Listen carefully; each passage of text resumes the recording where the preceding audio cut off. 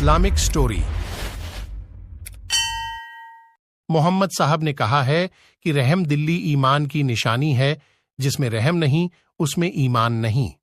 Islamic calendar के तीसरे महीने रब्बी अल अव्वल की 12वीं तारीख को मीलाद उन नबी मनाया जाता है, जिसे ईद मिलादुन नबी कहा जाता है। माना जाता है इस दिन मक्का शहर में 571 ईस्वी में पैगंबर हजरत मोहम्मद साहब का जन्म हुआ था। इसी की याद में ईद मिलादुन नबी का पर्व मनाया जाता है। इस साल ये दिन अंग्रेजी कैलेंडर की 30 अक्टूबर को है।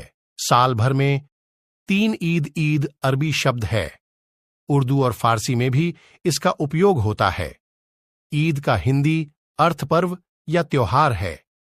अरबी, उर्दू और फारसी में भी ईद का अर्थ खुशी या हर्षोल्लास होता है। मुस्लिम धर्म यानी इस्लामी कैलेंडर के अनुसार साल में 3 ईद मनाई जाती हैं। पहली ईद उल फित्र, जो कि रमजान के रोजों के बाद शव्वाल महीने की पहली तारीख को मनाई जाती है। इसे मीठी ईद भी कहा जाता है। इस दिन खीर बनाई जाती है और खुशी मनाते हुए सबको खिलाई भी जाती है।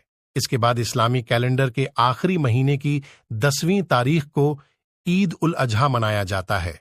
इसे बकर ईद भी कहा जाता। इसी दिन हज भी अदा किया जाता है। इसके अलावा इस्लामिक कैलेंडर के तीसरे महीने रब्बी अल अव्वल की 12वीं तारीख को मीलाद उन नबी मनाया जाता है, जिसे ईद मिलादुन नबी कहा जाता है। ये ईद पैगंबर हजरत मोहम्मद साहब के जन्मदिन की खुशी में मनाई जाती है। कैसे मनाया जाता है ईद मिलाद उन नबी? इस दिन पैगंबर मोहम्मद हजरत साहब द्वारा दी गई सीख को पढ़ा जाता है और उन्हें याद किया जाता है। मोहम्मद हजरत साहब के द्वारा किए गए सभी अच्छे कामों को याद किया जाता है। बच्चों को पैगंबर मोहम्मद साहब के बारे में कुरान भी इस दिन पढ़ा जाता है।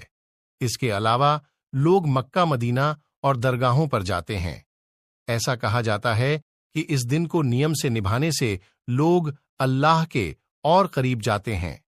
लोग आपस में खुशियां मनाते हैं और खुद को अल्लाह का करम महसूस करते हैं। पैगंबर मोहम्मद साहब के 9 मुख्य संदेश। 1. पैगंबर मोहम्मद साहब ने कहा है कि अल्लाह की लानत नाजिल होती है उन 9 प्रकार के समूहों पर जो शराब से जुद्धे हैं। जो शराब बनाए, जिसके लिए शराब बनाई जाए, जो उसे पिए, जिस तक पहुंचाई जाए, जो उसे परोसे,